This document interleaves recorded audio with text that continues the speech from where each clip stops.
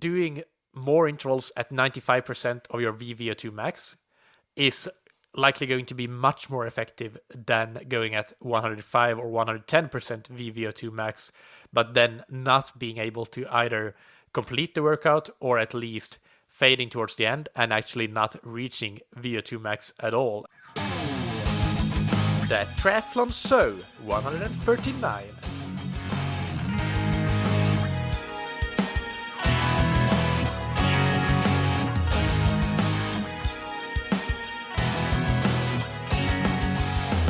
Hey, what's up everybody, and welcome back to another episode of That Triathlon Show, the podcast presented by scientifictriathlon.com.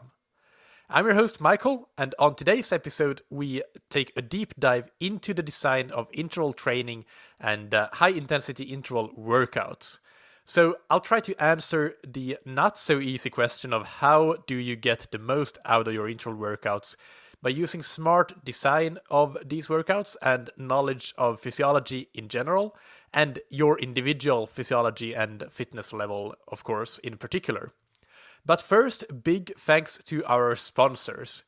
This episode is sponsored by Precision Hydration that you can find on precisionhydration.com. If you haven't done so already, make sure that you go back to last week's beginner tip 28, where I talk about hydration fundamentals for triathletes. And even though it's a beginner tip, it applies to everybody. I think a lot of otherwise intermediate and advanced triathletes are really at a beginner level when it comes to hydration and do a lot of things wrong. So go back and listen to that episode. I also have a lot of links to resources on the Precision Hydration blog in that episode, so you can dive deeper if you want to. And of course, you will learn that when you go long and when you go in hot conditions in particular, then it's not only fluid intake that matters, but electrolyte intakes, and that's something that's not a one-size-fits-all. Everybody loses a different amount of sodium and other electrolytes in their sweat, so you can find your ballpark number on precisionhydration.com using their free online sweat test that I linked to in the episode description and the show notes. Take that free test and you'll find out how much electrolytes you need. And if you want to buy those electrolytes from Precision Hydration, use the promo code ThatTriathlonShow, all one word, all caps, to get your first box for free. And big thank you to Roka that you can find on roka.com. You've heard me talk a lot about their different innovations in their wetsuits, tri-suits, swim skins, other apparel. But one thing that I haven't mentioned yet is their technological advances with their goggles. In Roka's R1 goggles, they actually have an 11-degree lens angle compared to most other goggles or all other goggles in the world that just look straight down. But the R1 lens has an 11-degree angle to help you look forward. So that means that you don't actually have to lift your head as much when you're sighting, which makes it much easier and more efficient.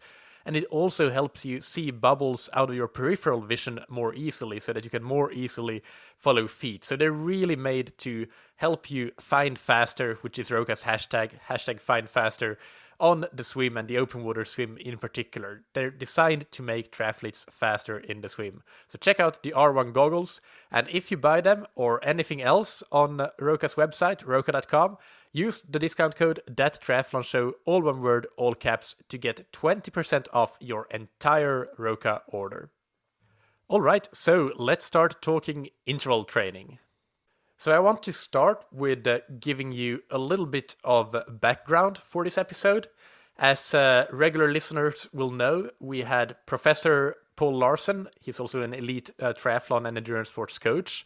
He was on a couple of months ago in a fantastic two-part interview that was called Interval Training, Science and Application. And that was back in episodes 128, 129. Definitely go back and listen to those.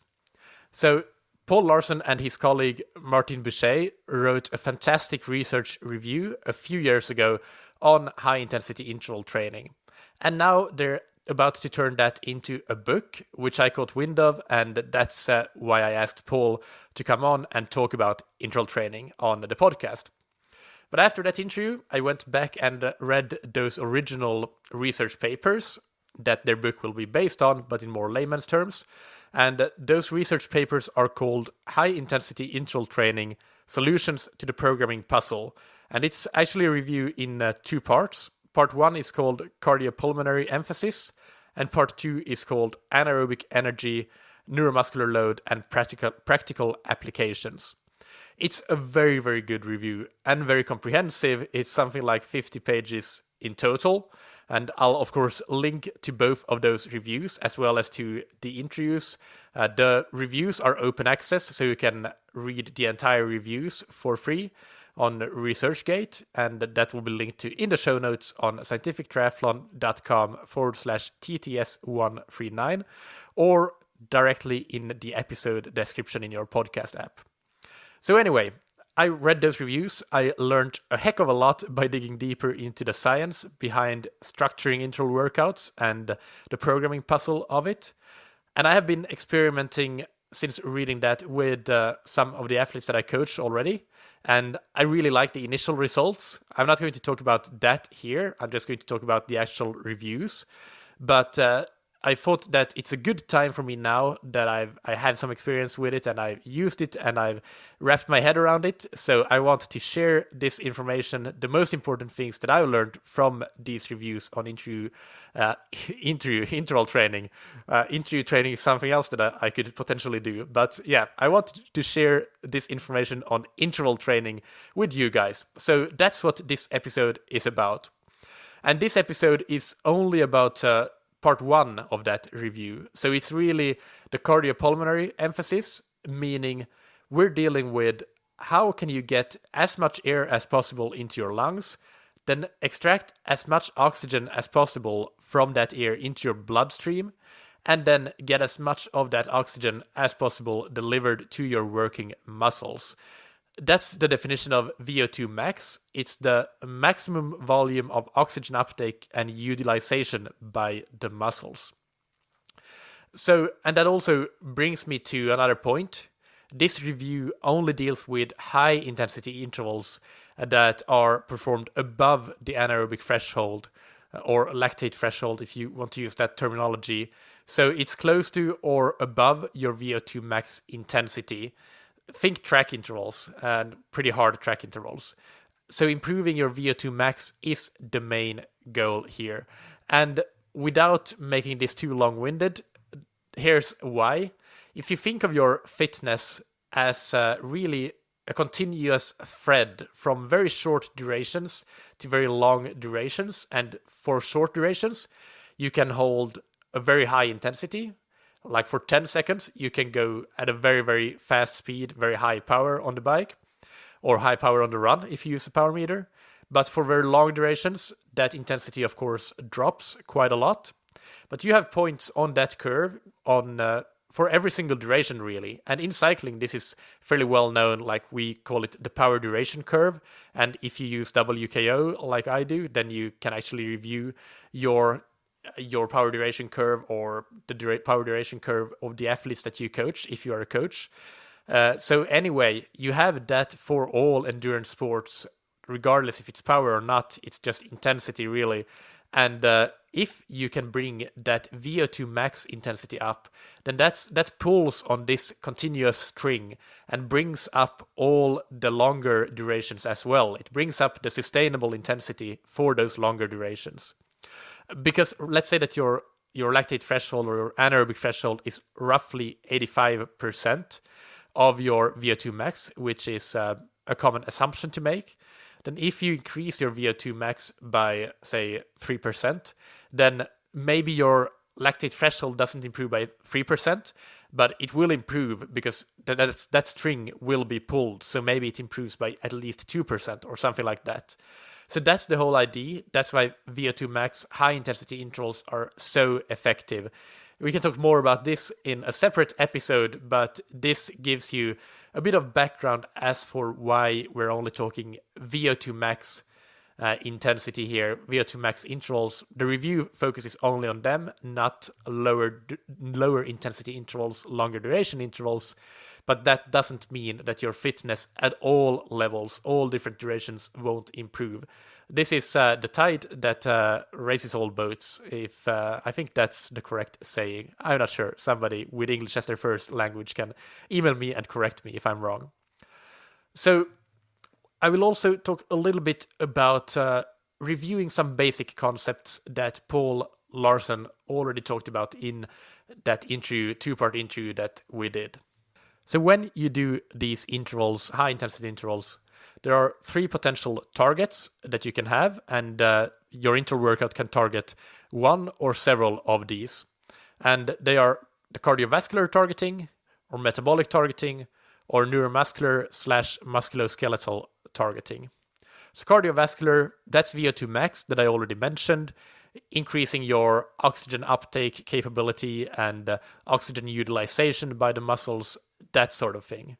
Metabolic, that really deals with when you are already at your maximum capacity, you're using as much oxygen as your body can use at any given time. If you go at an intensity that is higher than than the energy that the body can create using that oxygen, then you also need to supplement with energy that is created anaerobically. That means that through a process called anaerobic glycolysis, carbs are anaerobically turned into ATP, which is the basic fuel source of the body, of all the cells in the body. And this, basically the reason that this is called metabolic adaptations is that really we're dealing with the muscles store glycogen, and this glycogen is then used to create that ATP. So this is why it's called a metabolic adaptation, using that stored glycogen in the muscles to create ATP directly without the involvement of oxygen, because you're already at your maximum capacity when it comes to using the oxygen that you get in, but you are still wanting your body to go at an intensity that requires more energy than that oxygen can provide through oxidizing carbs and fat. So that's metabolic. And then finally, neuromuscular/musculoskeletal. This deals with the load on the neuromuscular system. So you will have your nervous system will send signals to your muscles to contract and that sort of thing. And then you have the musculoskeletal strain. So really how your muscles and your joints and your skeleton, your bones, how they interact. So that's pretty self-explanatory. And Paul also talked about the 4 different types of intervals. So we have long intervals that are longer than 1 minute and usually done at an intensity that is above 90% of your VO2 max, your speed at VO2 max or your power at VO2 max.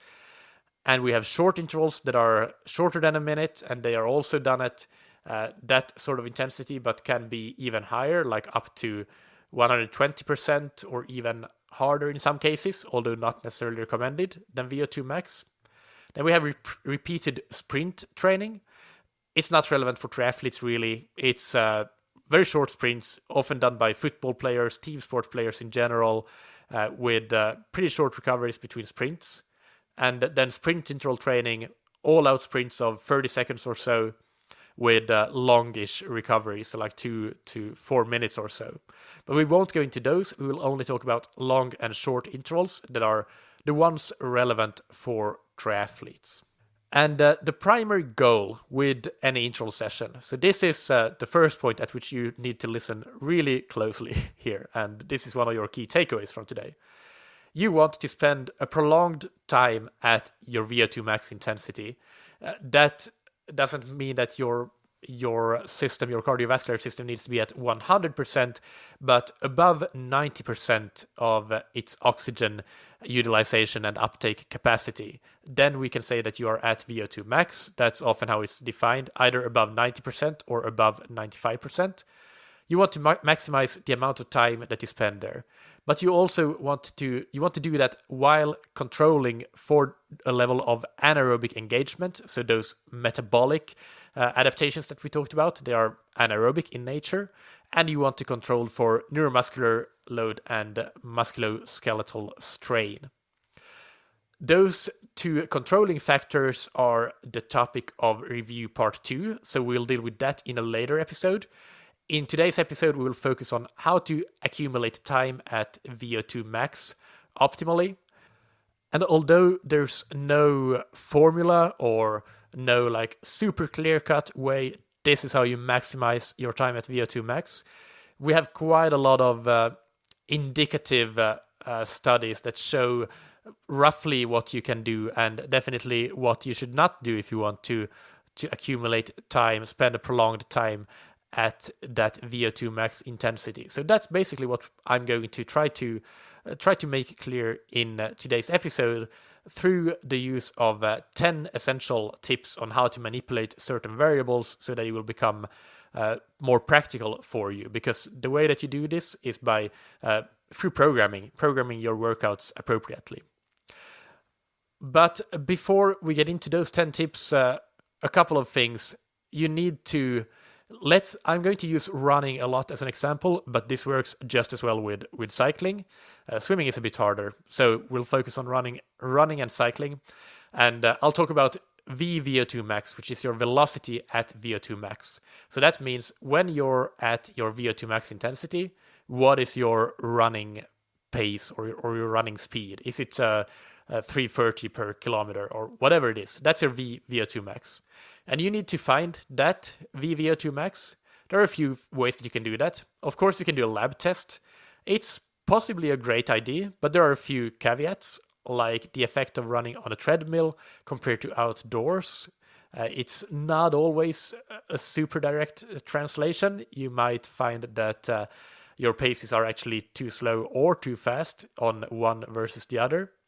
Also, a big factor here is that if the stage durations in an incremental lab test are too short, or the step size is how much you increase the speed on the treadmill for each step, if that's too high, basically the lab wants to speed up the process to be able to have more customers on any given day, then that can inflate your VVO2 max. That's something that I see in some athletes that I coach.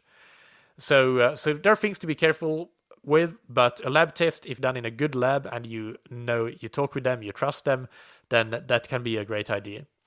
What I would actually recommend is to use a recent race result or a time trial, like a 20-minute time trial. Go to macmillanrunning.com, plug that result, that field test or race into the calculator, and it will automatically give you both your estimated threshold pace and your VO2 max pace. And that is going to be very practical, and it's going to be accurate enough for you to base to use as an estimate of your VVO2 max. Finally, you can also do a 5-minute time trial, since the time to exhaustion at the speed of VO2 max is in the 4 to 8 minute range. If you do a 5-minute time trial, you can use that pace that you hold for the 5-minute time trial as an estimate of your VO2 max. And this has been shown in studies to very closely correlate with the results that you would get from lab tests. So talking about percentages then of intensity, usually your long intervals that are 1 to 6 minutes in duration or so, they will be done at 90 to 100, 105% of VVO2 max. We'll discuss more specifically what is the actual optimal intensity. It's probably not 105%, I can tell you that. But that's usually, if you think of how fast you're running in general in your track workouts, that might be the intensity that you're at. You might even be at 110%, to be honest. It depends on how you structure your workouts. And your short intervals that are 1 minute or less, they would be in that maybe 95 to 120% of VVO2 max. Although the way that you have been running them, you may have been going into speeds that are actually quite a bit more, like 130, even 140% of VO2 max. And so when you design your workouts, this is the final point before getting into the tips, is that your training prescription, if you use it based on speed for running, that's a great idea. You can also use it based on power, another great idea. If you do it on the track, I actually prefer speed. That's because it's such a controlled environment, and so I use speed on track, but otherwise I might use power if it's a slightly undulating course or something like that.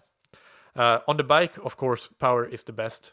And heart rate, whether it's on the bike or the run, not a good idea. It's the heart rate lag is so long that it's not going to be effective for you to follow heart rate in these sorts of intervals. Not at all.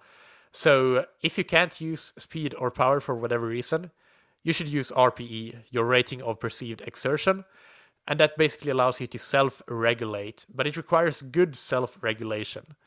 And what you would do then is to, let's say your workout is 10 times 400 with a 1 minute recovery, then you would just try to hit the pace that is the maximum pace that you can sustain for all 10 intervals, so that you don't start too fast and then fade towards the end. Ideally, you can do your last intervals 1 or 2 seconds faster than the first ones. So that's how RPE works, and then you're pretty knackered afterwards, feeling that maybe you could have done one more, but that's about it.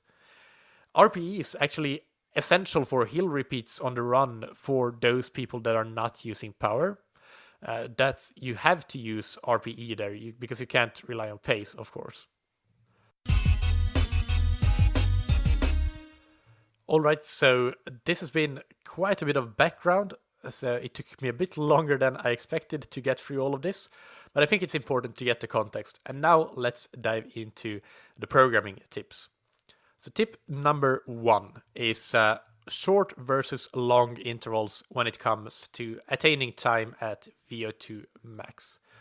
This has only been studied and compared in a couple of studies, one example of which is a comparison between long intervals that were 2 minutes work, 2 minutes rest, and the compared short intervals were 30 seconds hard, 30 seconds easy, active recovery.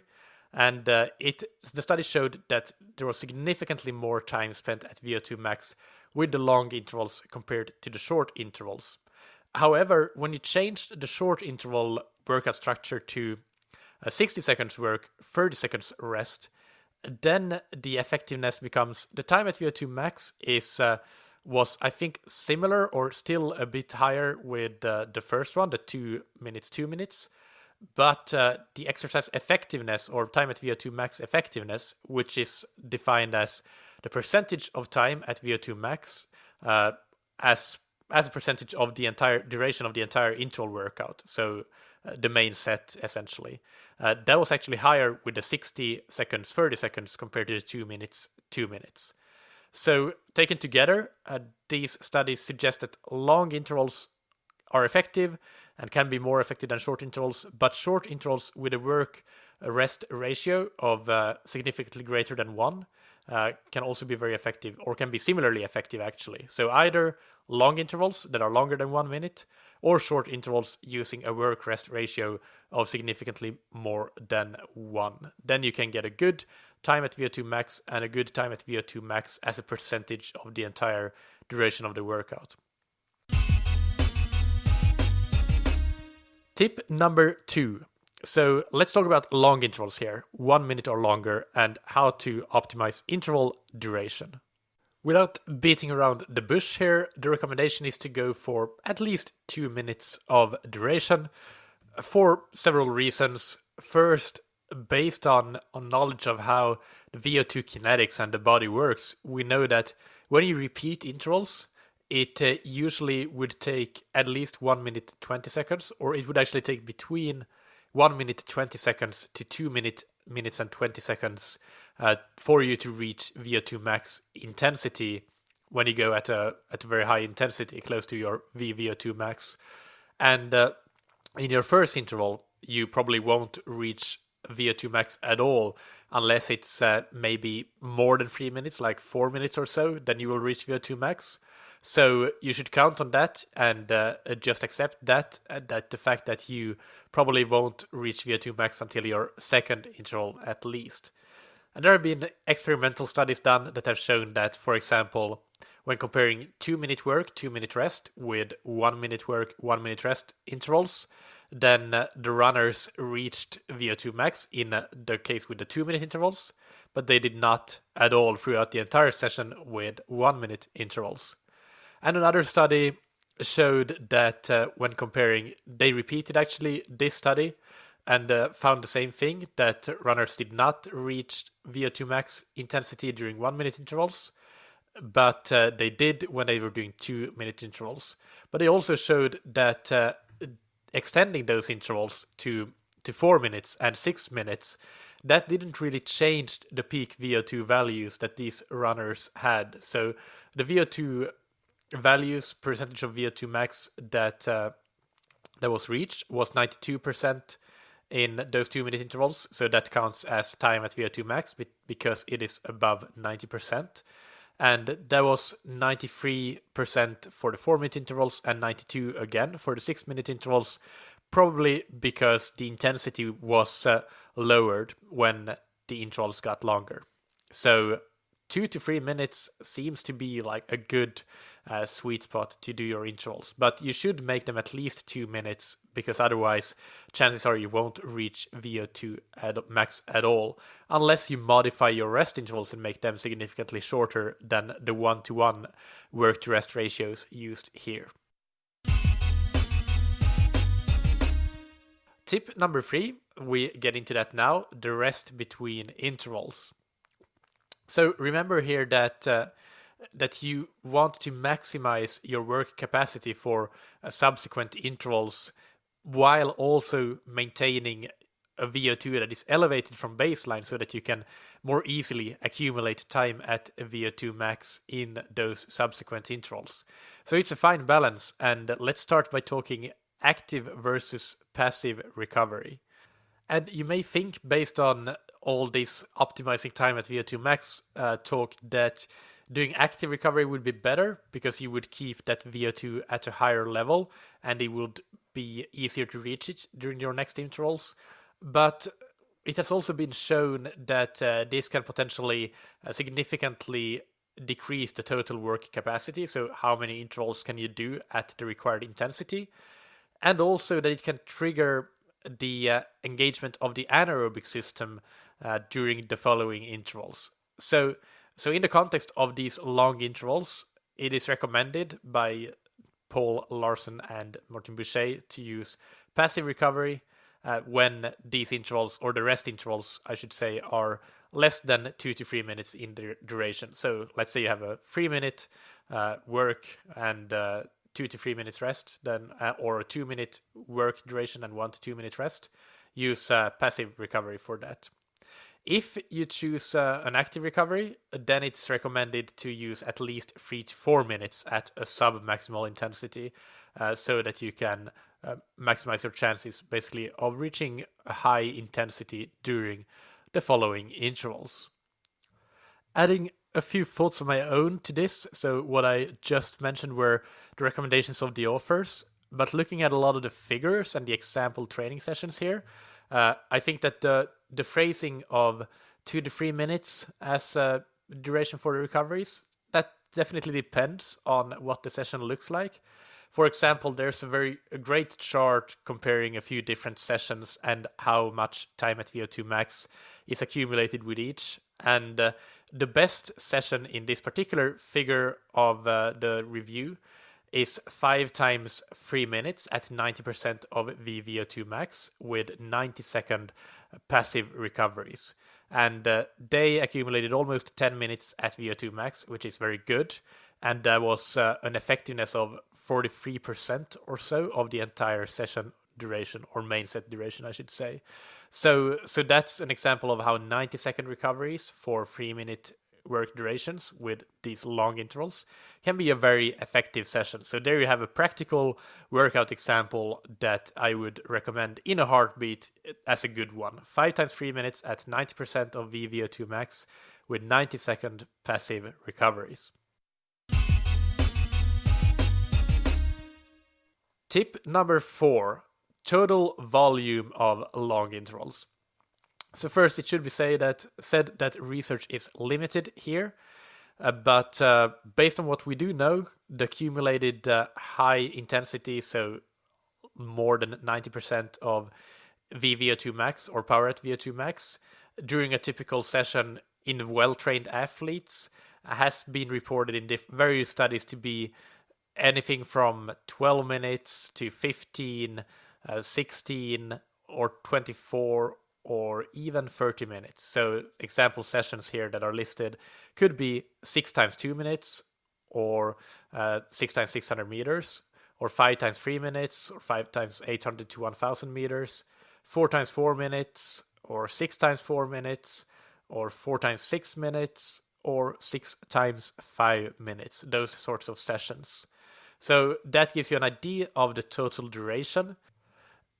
Again, looking at the different charts and example sessions that have measured time at VO2 max, I think that the first case with 6 times 2 minutes, 12 minutes total work, that seems very low, because in most examples, the effective time at VO2 max seems to be at most, for the very good studies, with a few exceptions, 50% or lower. So maybe 6 minutes would be at VO2 max in that case.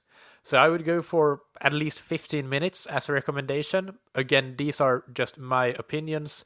These recommendations aren't actually given. This is just given as what is typically done. But I would shoot for at least 15 minutes of total work. And then if you can get a 50% effectiveness, then you would already have 7.5 minutes at VO2 max, which is quite good. It's quite substantial. Seeing that a lot of studies or a lot of workouts that athletes typically do actually accumulate 0 minutes at VO2 max, probably unknowingly for athletes, but that is the case. So if you can have an effective session with 15 minutes total work, then that's perfect. If you are an advanced athlete, then basically you need to go harder. You need to have a longer time at intensity for several reasons. First off, you need to overload the body, of course, to elicit adaptations, but also you will have a harder time to reach that VO2 max intensity just because your VO2 kinetics are so developed. So then you might shoot for those 25 to 30 minutes of total work duration to make sure that you can still accumulate enough time at VO2 max intensity. Tip number 5, uphill running for long intervals. So this is a short tip, and it's not the most important that you'll hear in this episode by a long shot. I'll keep this short and simple, but a study has shown that comparing hill running, so 6 times 500 meters, which took the runners 1 minute 40 seconds, with a similar duration track session, so that was 6 times 600 meters on the track, 1 minute 40 seconds again. Both sessions accumulated some time at VO2 max, but the time at VO2 max compared to exercise time was clearly higher in the track workout. So 44% of the main set time was spent at VO2 max versus only 27% in the hill session. The reason for this is unclear, but and the intervals in these hill workouts might not have been long enough to observe the additional slow VO2 component that is generally witnessed with uphill running is something that the authors comment. So more research is definitely required. But it has made me think that probably you want to prioritize most of your VO2 max sessions to flat running, to the track or flat roads. Unless, of course, you are quite injury prone, then that's another reason to include hills. But from a pure time at VO2 max perspective, it's recommended to do these kinds of intervals on the track or on flat roads compared to on hills. Tip number 6. Now we're getting to the short intervals that are 1 minute or less in duration. And this tip is about how to manipulate the interval intensity in these short intervals. And the gist of it is that you should shoot for an intensity that is between 100 to 120% of your VO2 max. So compare that to the long intervals where you may want to stay between the 90 to 100% of the VO2 max. So this is a higher intensity, clearly, but at the same time, I think many athletes, when they do these kinds of workouts, they actually go way beyond 120 and therefore can't accumulate enough work, enough intervals to really accumulate a lot of time at VO2 max. So bear that in mind. And some other things to consider here is that several studies have compared going from what happens when you increase the intensity in these short intervals from 100 to 110% of VO2 max. And practically speaking, what they all say is that for athletes that are older or less trained, you may want to have a bit of a higher intensity actually, since the VO2 kinetics may be slower. And for higher level athletes, you can keep it at 100%, or you can keep it at lower relative to the older or less trained athletes. But then you would the total number of intervals might be, of course, a lot higher for more trained athletes to compensate for that and to get the most out of your intervals that way. When you go above 120% of VVO2 max in these intervals, studies have shown that the total capacity, exercise capacity, so the number of intervals that you can do, is impaired. So the total time at VO2 max for a workout at that intensity is typically lower compared to when you go at 120% or 20% or below, so 100 to 120%. The authors do suggest that if you split these sorts of very high intensity workouts into several sets of these intervals, then it may be effective. But I would, as a general recommendation for the intensity of these short intervals, I would steer you to stay in that 100 to 120% of VVO2 max range, or of course power at VO2 max range if we're talking about biking. Tip number 7, duration of short intervals. So there are a few things here that we don't really know, that haven't been studied. For example, how does a 30-30 workout, where you do an interval, hard work for 30 seconds and then active recovery for 30 seconds, how does that compare to a similar or an identical total duration workout where you use 60-second work intervals and 60-second active recovery intervals? We don't really know that. But what we do know is that when you increase the work duration to rest ratio, again going to above that 1-to-1 ratio, then the time at VO2 max increases significantly. So, for example, one study investigated in triathletes, well-trained triathletes, 30-30, so 30 seconds work, 30 seconds active recovery, compared to 60-30, so 60 seconds work, 30 seconds recovery. And the total time at VO2 max was 9 minutes in the 60-30 workout and 1.5 minutes only in the 30-30 workout. So that gives you an idea of how important increasing that work to rest ratio in short intervals can be. And just as in the last tip, here again, the older athletes and less well-trained athletes that have slower VO2 kinetics compared to well-trained younger athletes, they're recommended to use longer work intervals. So for example, 60-60 versus 30-30. But the more well-trained athletes, younger athletes, they of course may need to adapt the total amount of work that they do. So to give a practical example, a less well-trained athlete might do 10 times 60-60, so 60 minutes hard, 60 easy.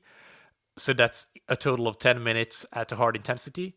But a well-trained athlete might do something like 50 times 30-30. So that would be a total of 25 minutes at a hard intensity, so significantly more. Or it might be 40 times 30-30.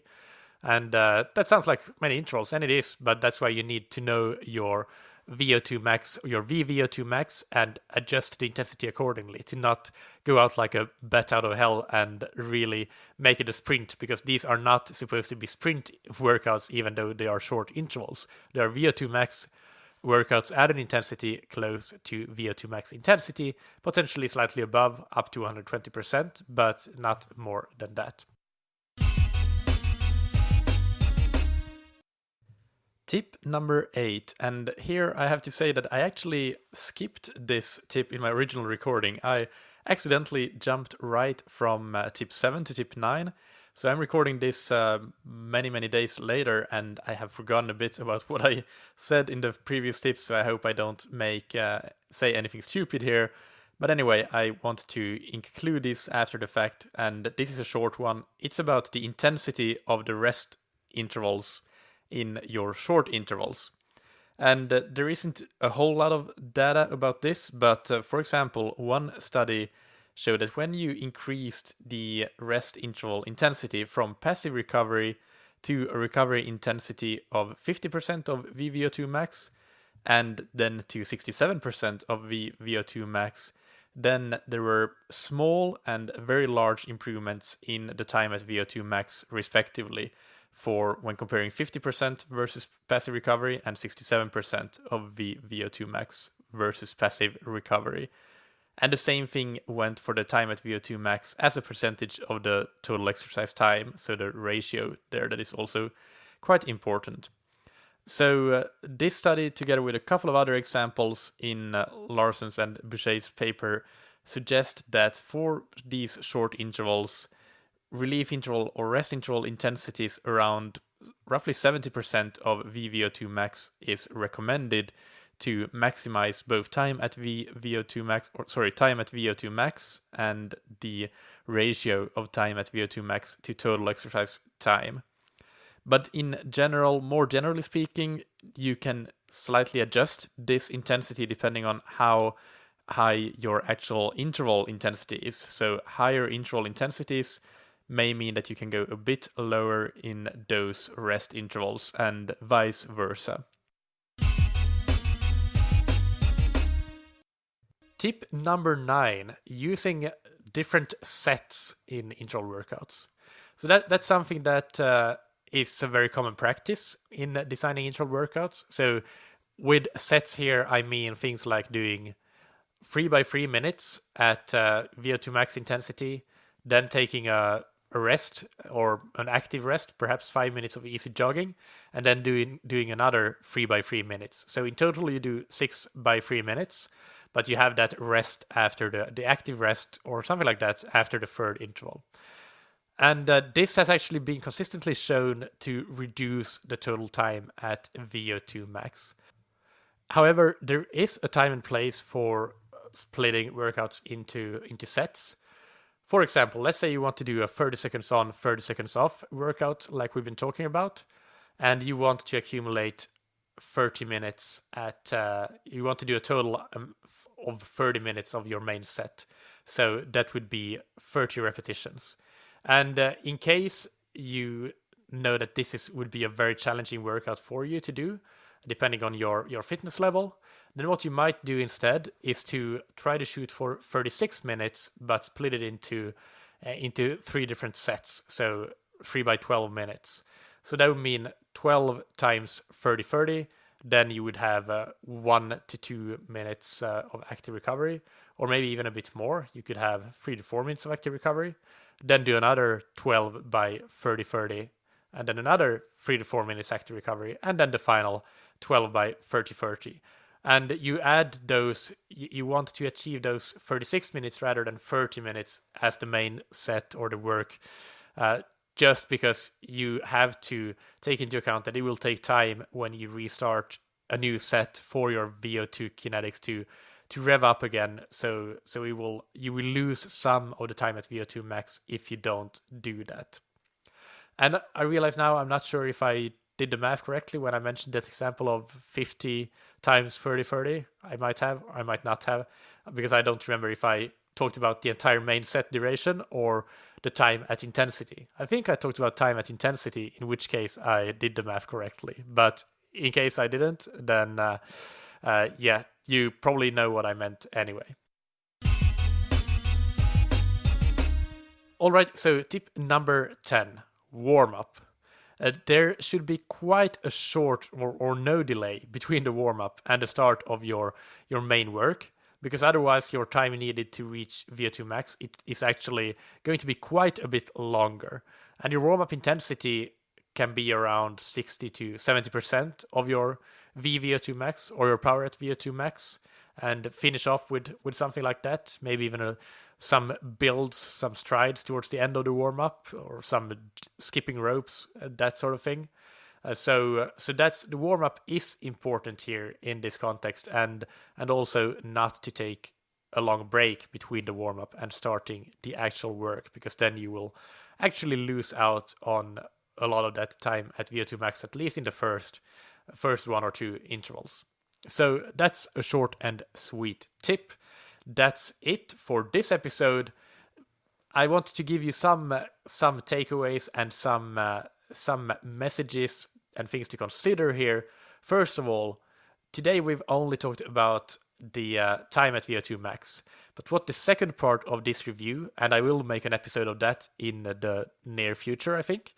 What that discusses is that how you select your intervals also depends on those neuromuscular, musculoskeletal strain and load, and the metabolic demands. So some workouts, so for example, very long intervals, doing 5 times 4 minutes, that puts very high demands on your anaerobic system actually, because you will, towards the end of those intervals, your anaerobic energy that you produce will be quite a bit higher compared to if you do a similar workout but with shorter intervals. So those are some things to keep in mind. We haven't talked about that at all today, but we will in the future. But this is not the complete picture that you have here today. We've only talked about time at VO2 max. Second, I will, in the show notes on scientifictriathlon.com/TTS139, I will post some example workouts and their times at VO2 max, and also their percentages of time at VO2 max as percentage of the entire main set duration. That some interesting examples for you to get an idea. But really the main thing here is that there's no one magic workout, but there are things that work a heck of a lot better than others. Like you can accumulate in a workout that feels just as hard as another workout, then you might accumulate 0 minutes at VO2 max, and the other one might be 10 minutes. You've done just as hard work in your mind, but the adaptations that you elicit will be completely different if you design your interval workouts wrong versus designing them right. And manipulating variables like the interval intensity, duration, and the rest modality and intensity, rest duration, it dramatically changes the workout outcome, and especially what we discussed today, how much, in terms of how much time you spend at VO2 max. So for long intervals, if you have equal work to rest ratios, you want to go 2 minutes or longer in duration. So 2 minutes on, 2 minutes passive recovery, 3 minutes on, 3 minutes passive recovery. Those are great workouts, and do them for enough repetitions, and probably not including sets. So you might do 8 times 2 minutes on, 2 minutes off, or you might do 6 times 3 minutes on, 3 minutes off, those sorts of workouts. For short intervals, you want the work-rest ratio to be significantly larger than 1. Based on all the examples that I saw in the study, I think that 1.5 is what you want to shoot for at least. So for example, 60 seconds on, 30 seconds off. And in these short intervals, keep in mind that the intensity should be high, but not too high. It's easy to go too high in these, but it's important to accumulate the total work capacity, total work duration. So keep it to 100 to 120% of your VO2 max, VVO2 max, your velocity at VO2 max. In those long intervals, again, 90 to 100% of the VO2 max is where you want to be. For 2-minute intervals, maybe 95 to 100. For 3-minute intervals, 90 to 95 might be better to allow you to complete all the intervals. Going back to those short intervals, that's where you want to have an active recovery, so a jog at 50% of VVO2 max or so, or even you can go up to 70%. I saw some examples of, which is still not very hard, but it's going to keep your VO2 elevated, that baseline, and you will still be able to complete the workout. So that's another one of the main things really that I want you to keep in mind here, that faster is not always better. Doing more intervals at 95% of your VVO2 max is likely going to be much more effective than going at 105 or 110% VVO2 max, but then not being able to either complete the workout or at least fading towards the end and actually not reaching VO2 max at all and accumulating less time in total. So you should really, your main goal is not to run the intervals as fast as possible and trying to make them faster every single time, but probably start thinking about, can I add another interval at the same intensity? Can I add a seventh 3-minute interval to this workout that I did last week and keep the speed the same, 90 to 95% of VVO2 max? And that is going to cause more adaptations for you. As always, this is not just an interval training. Knowing your fitness level is absolutely crucial. You have to have your own benchmarks of to base these intensities off of, whether it is time trials, races, lab tests, you name it. For running, as I said, go to macmillanrunning.com, use that calculator to get your VVO2 max. And for cycling, maybe you do a 5-minute time trial as mentioned, and that 5-minute power, max power is your power at VO2 max. Or if you have a fresh FTP test, then you can just multiply your FTP with 1.176, and that is under the assumption that your FTP is roughly 85% of your power at VO2 max, which is a good assumption to make. It's not going to be perfect for everybody, but that's better than nothing. It's a good starting point. So again, multiply your FTP by 1.176, and that gives you an estimate of your power at VO2 max. And finally, do not get caught in paralysis by analysis by all of this. If you do, it's probably time to leave this heavy lifting to a coach.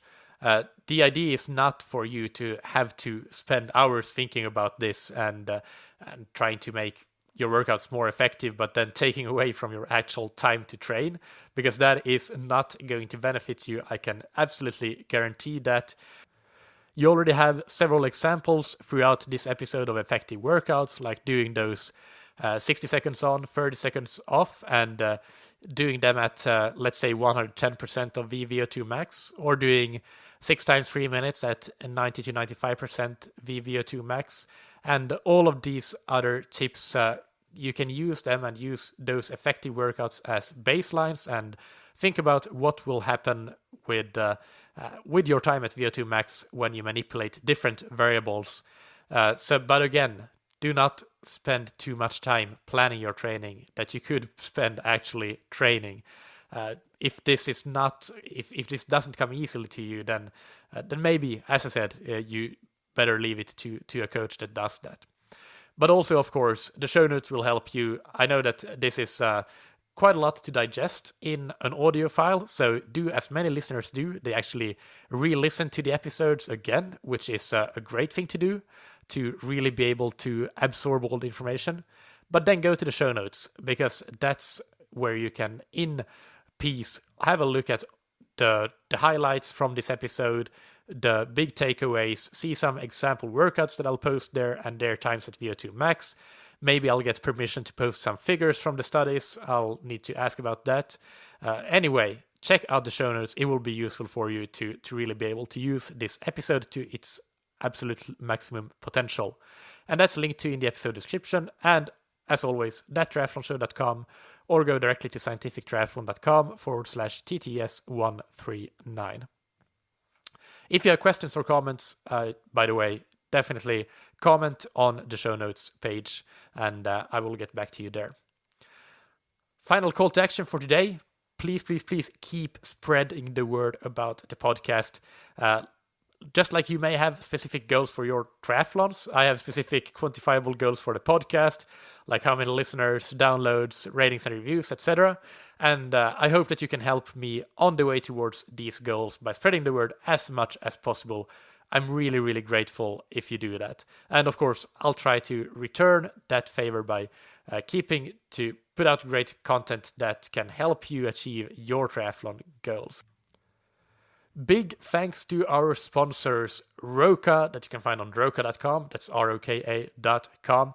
They are the leading brand in wetsuits, tri-suits, skin suits, all sorts of triathlon apparel, eyewear, sunglasses. And the reason that they're the leading brand is that their quality, their technology is a step above everybody else.